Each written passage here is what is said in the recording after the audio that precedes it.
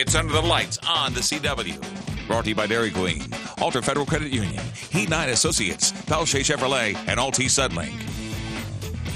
Hey, good evening, everybody. Thank you so much for joining us tonight under the lights here on the CW. I am Johnny Condon. And I'm Tina Wynn. And Johnny, week 5. Just feel like time's kind of going by Our last quick. September show was crazy. It is to think. That is crazy. We're in week 5 of the season, and district play has opened up for quite a few teams around East Texas. And I know you were out in Pine Tree earlier. That's going to be the site of our game of the week. And what were you seeing when you were first on the field? Yeah, tons of great excitement and action. I mean, there was Chris Johnson who was there, and everyone was super excited to see him. Came back and was able to speak to some of the guys and inspire them. So nonetheless, let's jump right into the action. Our game of the week. And let's check on those Pine Tree Pirates. Former NFL player Chris Johnson recognized earlier for helping youth in the community. Awesome guy there. After a scoreless first quarter, Pine Tree quarterback DJ Freeman, this kid can ball. Throws it out to Gabe Adams, who powers his way down to the 2-yard line. And then in the very next play, it's going to be Freeman taking the snap and running it in for the touchdown. The extra point would be no good, so it's 6-0 Pirates early. You got to do 6 push-ups there. I don't know if I could do 6 push-ups today. Next possession, Freeman hands it off to Tyler Sheffield, who jukes and jives and weaves his way in and out of the Bobcat defense. That's for a good gain. Later, Freeman drops back to pass. He's going to find Adams over the middle, his go-to man. That would set up a touchdown, but a block extra point leaves Pine Tree up 12-0. And they get the big win in our CBS 19 Under the Lights game of the week over over HALLSVILLE, I should say, by a score of 32-7. Now, let's head to Rose Stadium, site of the East Texas State Fair in the background, where those John Tyler Lions and head coach Rickland Holmes looking for their first victory of the 2019 season. And they'd get a backup quarterback in Texas High's Connor Allen rolling out to his right, proving why he's a backup, because his first throw of the game, it's picked off by the University of Texas commit Keaton Crawford all over the field. After a JT 3-and-out, Texas High going back to the air, but it's going to be the same result. Allen picked off again, this time by Trevion Yates. And that Lions defense is roaring. They're looking good early on. This one was a defensive slugfest for most of the half. But with a little under 3 minutes to play in the second quarter, Cam Ford is going to shake off a defender. Look at that beautiful lefty throw down the field for Frank Turner, and the Lions are in the red zone for the first time this evening. 3rd and 11 now for JT. Ford calling signals. Going to look for a wide open Isaiah Johnson all alone in the end zone. Oh, he thought it was a touchdown, right? He's showing the signal. It's originally called a touchdown, but the side judge, he's going to wave it off. Watch him. It hit the ground. So 6 points are taken off the board, just the kind of season it's been for John Tyler. Then settled for a field goal to make it 3-0. Now with 33 seconds to go in the half, Texas High trying to get some points. 4th down out of a timeout. Allen's going to throw his prettiest ball of the night, but it's dropped to the end zone by Kobe Webster. He's going to be up all night wishing he had that one back. We head to the half. It would be 3-0. And the Lions defense, they go on to preserve the shutout. They earn their first victory of the season. They win this one by a score of 16-0. All right, John, let's keep this thing going. We're going to send you to White House, where Marcus Gold right here and his 1-2 Wildcats are hosting Mount Pleasant. First quarter, Caden Casey here will find Skylar Trevino for the first down. And then Casey with the handoff to Trevor Thering as he goes wide to the edge, trying to get to the end zone, but he's pushed out of bounds. And then Casey right here, hands off to Carter Adams, who finishes the drive with a touchdown, 7-0 White House. Caleb Thompson right here, swing pass to Caleb Jones, who, watch this, nice blocking here as he will split defenders, and he is going, ain't no one stopping him, 74 yards to the end zone. We're tied at 7 now. And then later in the game, Caden Casey hands this one off to Peyton Kennedy up the middle, and he is gone. 68-yard touchdown run. 14-0 White House, and White House would go on to take this one 40-14 final. Wildcats now 2-2 on this season. On to Chapel Hill, where the Bulldogs are taking on Josh Gibson and his Pleasant Grove Hawks. Bulldogs are still without running back Caitlin Griffin. 8 minutes left in the first. 4th and 9, handoff to Bruce Garrett as he's piled on by the Bulldogs, and hey, it would actually be a fumble, and moments later we find out that Chapel Hill recovered it. A couple plays later, bad throw here by Kobe Coker as the ball is loose, and the Hawks will recover this one. But moments later, Hawks would score first as Sergio Rodriguez would find the end zone for them. 7-0 Hawks, 2 minutes to go in the first. Now first and goal, handoff to Garrett again, and he will easily find the end zone. Hawks are up 14-0 towards the end of the first quarter, and the Hawks would go on to win this one with a final score of 63-21. Well, thanks so much, Tina. Well, our Week 4 East Texas Professional Credit Union Player of the Week, well, this one, he was a dandy. We've seen some great numbers in East Texas, but this one was far and away one of the best ones we've ever seen. 330 passing yards, 6 touchdowns to the air, and 64 points later. There was zero doubt that Chapel Hill senior quarterback Kobe Coker was our Week 4 East Texas Professional Credit Union Player of the Week. Before Friday night, you may have never heard the name Kobe Coker. After all, how many senior quarterbacks leave their home, enroll in a new school, and compete for a quarterback job with zero assurances that you'll be the man? But then again, most senior quarterbacks aren't Kobe Coker. And if you don't know his name, then take notice, because he's taking East Texas by storm. I didn't really know a lot about East Texas, and I never even heard of Chapel Hill before. The only thing I knew is that they called it Beast Texas, and I was wondering, man, that must be some good players down there. See, this isn't Coker's first rodeo as a starting quarterback. When he was in Crosby, Texas, he led the Cougars to 7 wins and threw for over 1,000 yards and 8 touchdowns. And when head coach Jeff Reardon left to take the Chapel Hill job, he took a member of his staff along with him, Charlie Coker, Kobe's father. And to Kobe, being a coach's son comes with its advantages. I grew up around football my whole life. My grandpa was a coach, my dad's a coach, and I kind of see like the whole game, like the whole field, I guess, in film, you know. I'm not just looking at certain things, so it's really easy when I get on the field after watching film. And Coker made it look easy. Last Friday night against Bullard, the new kid on campus gave every football fan in East Texas a reason to remember his name, as he threw for 330 yards and an astonishing 6 touchdowns in the Bulldogs' 64-23 victory.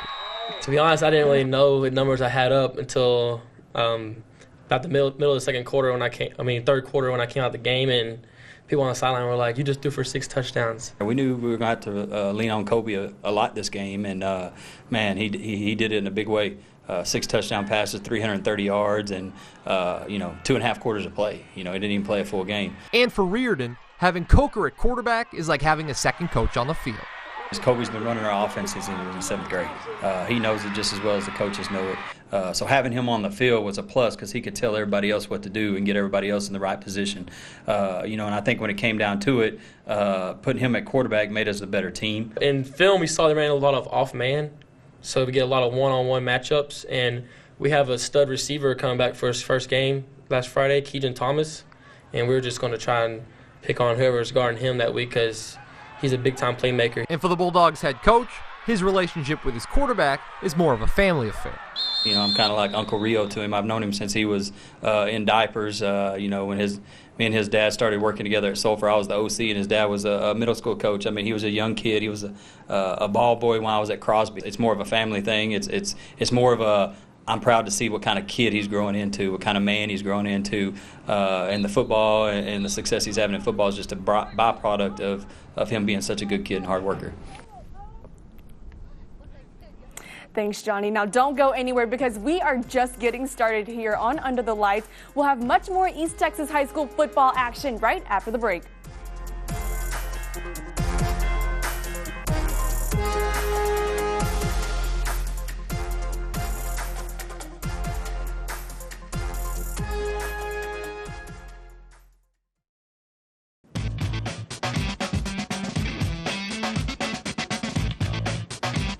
Welcome back, everyone. Thanks for joining us on Under the Lights. I'm Tina Nguyen. Well, we're into week 5 of our WHATABURGER Coach of the Week segment, and this week is a special one as you guys made history. We had so many votes this week that our poll literally crashed. But despite the technical glitch, the support for your head coaches were heard loud and clear. So we're happy to announce that this week we will have 2 WHATABURGER Coach of the Week winners. We're going to kick this one off first with Spring Hill's Johnny LOUVIER, known as one of the top quarterbacks in East Texas in the early 2000s. The first-year head coach is tasked to turn a program around that hasn't seen the playoffs since 2007, and he shares with us more on that. The Coach of the Week is brought to you by WHATABURGER. The 2001 football season is a memorable one for Johnny LOUVIER. It's the year he led the Gladewater Bears to a thrilling 21-20 victory over the Spring Hill Panthers in the second round of the playoffs. 18 years later, That same quarterback is now seen under the Friday night lights as the head coach for the Panthers. The most memorable game would probably be when we played Spring Hill when I was at Gladewater. The way we won, throwing a touchdown pass to my brother to kind of win the game. You know, that very rarely happens for anybody, so that was just a moment me and not only my teammates but my actual blood brother can, you know, still talk about. It's just one of those games that you'll never really forget. Known as one of the top quarterbacks in East Texas in the early 2000s, it was one setback that led to a life-changing decision. When I really knew it was in college, I got injured, and at the time, you know, I'd never been hurt before, and I'd always been able to play football, and you know, to be told, hey, you're going to sit out 18 months, I struggled with that because I felt like, what do I do? There's nothing I can, you know, and I was kind of down on myself, and coach at Commerce, Joe Koth, he was one who recruited me. He called me in his office and basically told me to quit being a baby and made me realize that I could still help the team just by being there and helping the other quarterbacks and being upbeat and being somebody the guys could still look at as a leader. Tasked to turn a program around that hasn't seen the playoffs since 2007, one thing is for sure, his impact has already been felt. He's completely flipped the mentality of this program around. He's done great. He put light in all the kids' eyes, knowing that this isn't the greatest football program, and he has definitely shown up and shown out and showed us what a real coaching staff and what it's supposed to be like. I can honestly say I go to work every day and I don't really feel like I'm at work. So I'm just extremely blessed to have a good coaching staff and be able to make an impact here at Spring Hill. For WHATABURGER Coach of the Week, I'm Tina Nguyen.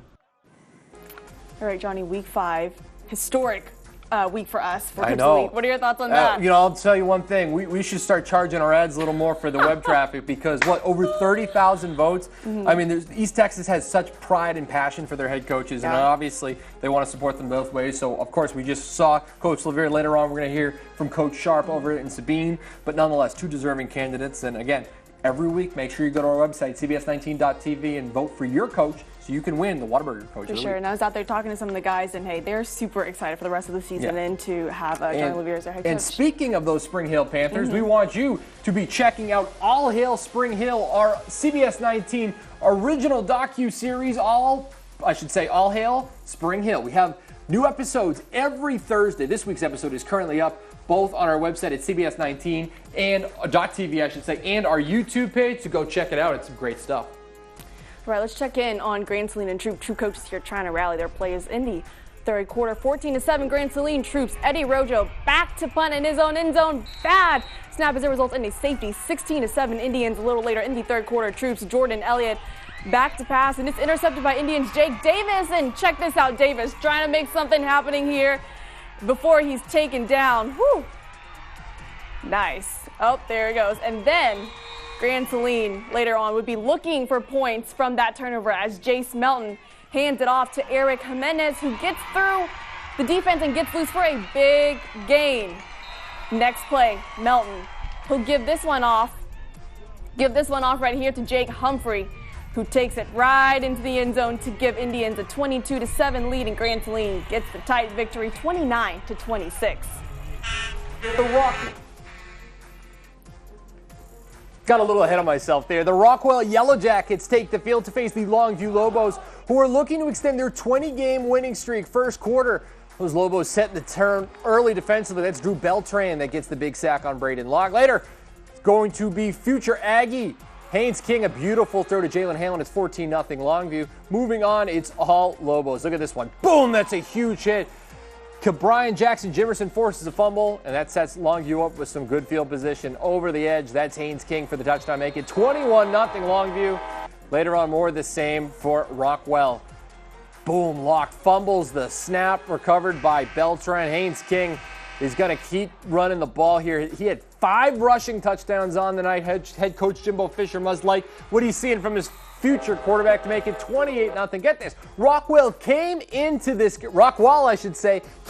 game averaging 53 points a game. They'll leave Longview with only 3. And our own Tim Wolf was in the land of the Lobos tonight, and he has the story on Longview's district opening beatdown. Hey there, Johnny and Tina. The Longview Lobos started off district play with a strong statement to the rest of Texas 6A football tonight. The Rockwall Yellow Jackets came into Lobo Stadium with an offense averaging 53 points a game and left without crossing the goal line. The Lobos set the tone early on defense, getting after Yellow Jackets quarterback Braden Locke and showing his receivers that no catch is guaranteed here in Lobo Stadium.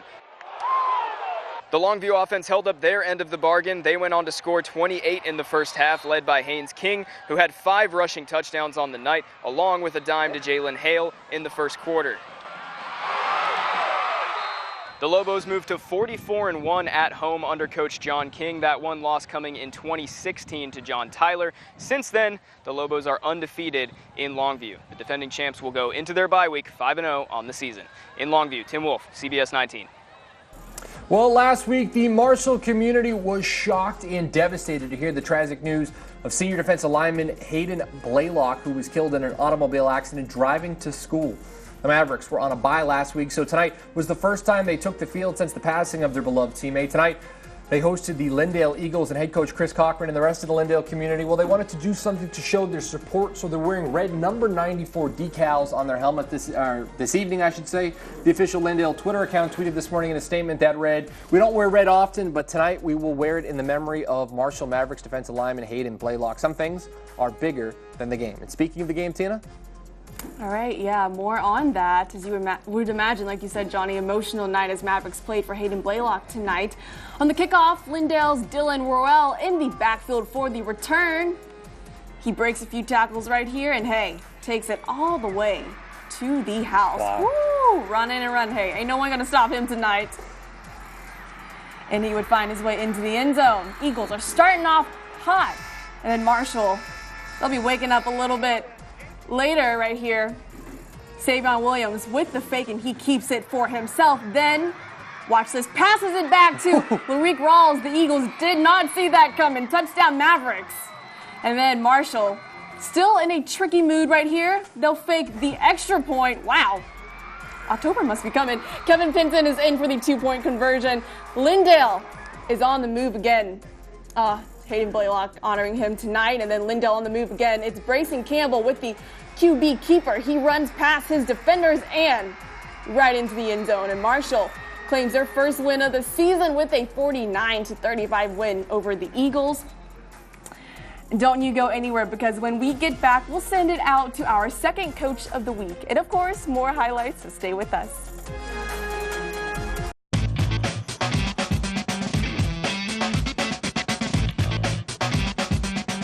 Welcome back, everyone, and of course, thanks for joining us on Under the Lights. I'm Tina Nguyen. So you heard earlier that history was made in our Week 5 WHATABURGER Coach of the Week. Our poll crashed because there were so many votes, over 30,000. And despite the technical glitch, we heard your support for your head coaches loud and clear. Earlier, you saw Spring Hill's head coach Johnny LOUVIER, and now we're happy to present our co-winner, Sabine Cardinals head coach Rex Sharp. The Coach of the Week is brought to you by WHATABURGER. I'm self-motivated. I don't need a lot of external motivation. I've always been that way. That's just kind of how I'm geared. For Rex Sharp, being goal-oriented has always been a key characteristic in him. In fact, it's what pushed him to reach a monumental goal in life. Like I said, I was a first-time graduate, college graduate with my family. It was hard, to hold down 2 and 3 jobs and work through it and stuff. There were some times I held down 3 part-time jobs, and so that is difficult, 3 during the week and going to school, but it prepared me. I had to grow up. A proud member of the Fighting Texas Aggie class of 1984, Sharp was eager to embark on his coaching journey after graduation. I always knew I was going to be a coach. In the 4th grade, I asked Coach, could I be the manager, because I wanted to be around. I knew at that point in time that I was going to be a coach. Never wavered. This is all I've done my entire life. I've always tried to, whether I was a head coach or an assistant, I always tried to leave a place better than the way I found it. With Sharp's mate at Carlisle as the athletic director and head coach at 28 years old, along with Pine Tree and Bullard, he now looks to make his impact on Sabine High School as the head football coach. My goal here was to change that culture. But I've always been one of those that I like to go to school districts in which have struggled. Maybe the programs have been down. We need to change a culture. Because I like taking what some people say is average kids and turn them into playing above average. The Cardinals are now 4-0 on the season, and with 19 starters back on the team, there's plenty to be excited about for this season. Well, being the third year into the system, I mean, it's having experience, and these kids, especially with the amount of returning starters, understanding our system, what we want, what the expectations are. I mean, it's tremendous to have 10 starters back on offense and 9 on defense. So it's been a really good thing because we kind of, as far as the retention knowledge is good to go. As the Cardinals begin to write their own chapter for the 2019 football season, Sharp knows that the impact beyond the Friday night lights is what truly matters. What's most rewarding for me is when kids come back, 10, 15, 20 years, now they have families and kids and say, hey, Coach, I remember what you said and why you said that, and I look and I see things now, and so I've been very blessed, to be honest with you. For WHATABURGER Coach of the Week, I'm Tina Nguyen. Well, thanks everybody. Gladewater taking on Winsboro at home. Second quarter, Gladewater quarterback DJ Allen. He's going to hand it off to Malachi Gordon here, and we're going to tie things up at 6 apiece. We got a barn burner out there. Instead of going for one, well, it's a 2-point conversion. The pass to Robert Hodges and the Bears, they take the 8-6 lead unafraid. Winsboro looking to get back on top. Keen Glover throws it up, but his pass is going to be intercepted by Nicholas Lincoln, I should say. And Gladewater, how about the Bears? They get this one by a score of 16-12. All right, to Gilmer, where Matt Turner and his Buckeyes are taking on Newton tonight. Newton excited for the game, and hey, here come the guys. All right, first scoring drive of the game. Gilmer backup quarterback Brandon Tennyson gets it to Jaden Griffin in the slant for a 25-yarder down the sideline, setting them up for first and goal. Quarterback switch. Gilmer's Mason Hurt hands it off to Daryl Bush. He just hits the Newton wall. Brandon Tennyson back in the game and says he's taking this one himself. Gilmer up 7-0. But here's why Newton remains scoreless throughout the game. Gilmer's defense just swarming all over the place. Gilmer takes this one 16-0. Let's check out Tatum at White Oak as the tied at 7 as the band plays on.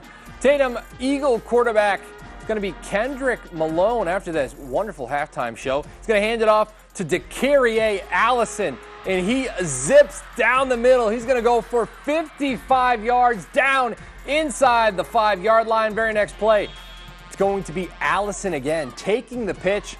And watch him poke this ball over the line for the touchdown. He's got to break the plane, folks. That's all it takes. And Tatum, they take a 14-7 lead. Next possession, Tatum has to punt, and picking up the rolling kick. Go ahead and turn on the afterburners, young man. Down the sideline, past every Roughnecks. And yeah, he could go all the way. End zone, touchdown, Eagles. They take a 21-7 lead. Very next possession, Tatum's quarterback, Malone, hands off to Allison, and look at this. He keeps running. He might be a player of the week candidate for all that. Down the middle, 55 yards. And then how about Cade Holder? Takes the handoff around the end and dashes in for another Eagle touchdown. Extra point is no good.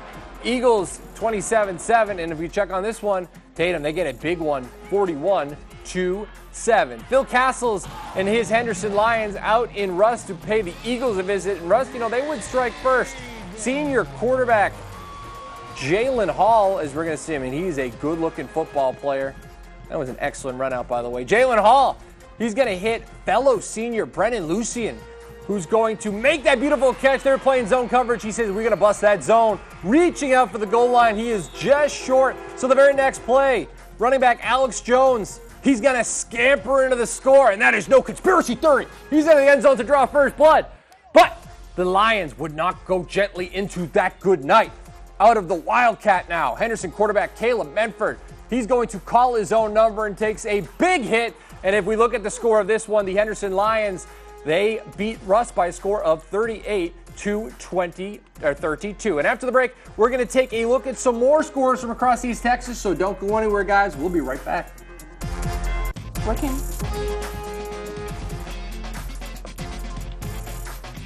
Welcome back to Under the Lights. Let's check out some scores from around East Texas.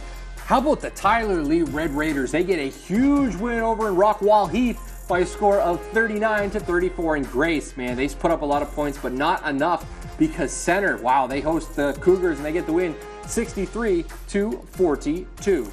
All right, let's check in on Wayne Coleman in Jacksonville as they took on Nacogdoches tonight. Nacogdoches, nice home win, 49-14, and then Crandall taking on Palestine. And Crandall would take this one. They're going back home with a win, 24-20. We'll keep going now. Bullard in Athens, and how about, wow, the Hornets. They get a huge win over Bullard.